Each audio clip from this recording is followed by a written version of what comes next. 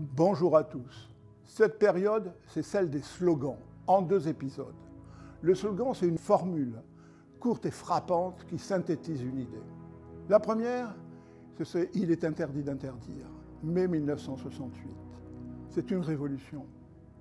Je suis président des étudiants à la Cité universitaire, je fais mes études à la Sorbonne et soudain, on apprend qu'Occident va attaquer.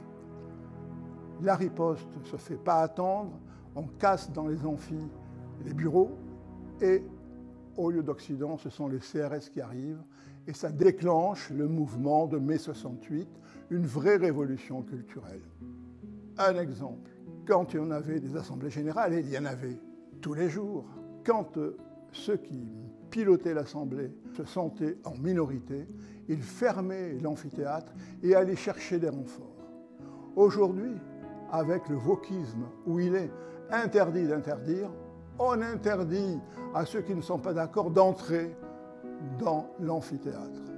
Alors, ne soyons pas étonnés que la France soit victime d'un vieillissement de la population parce que, alors qu'il faut 2,1 enfants par femme pour renouveler la population, la France est tombée à 1,4.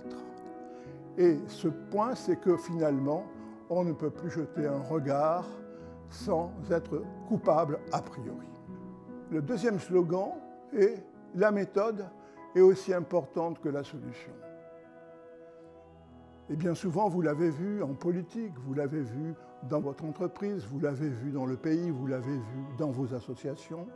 Les décideurs proposent, ont une idée, pas forcément mauvaise et même parfois bonne, mais ceux qui vont la subir ne la connaissent pas. Et c'est extraordinaire car cette différence entre l'idée et la solution fait qu'il y a un splash et ça ne marche pas.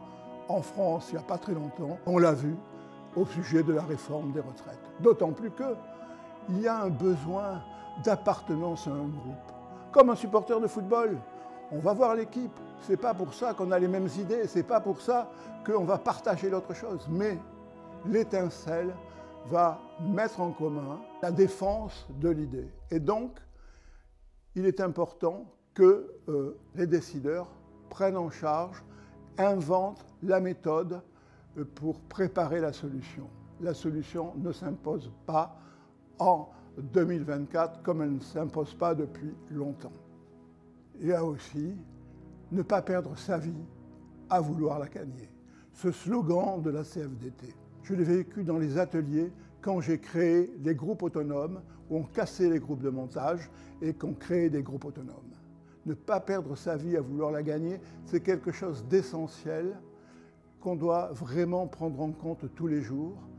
L'épanouissement, l'accomplissement personnel des gens, quel que soit leur niveau hiérarchique, est extrêmement important et il s'agit vraiment de s'en préoccuper toujours.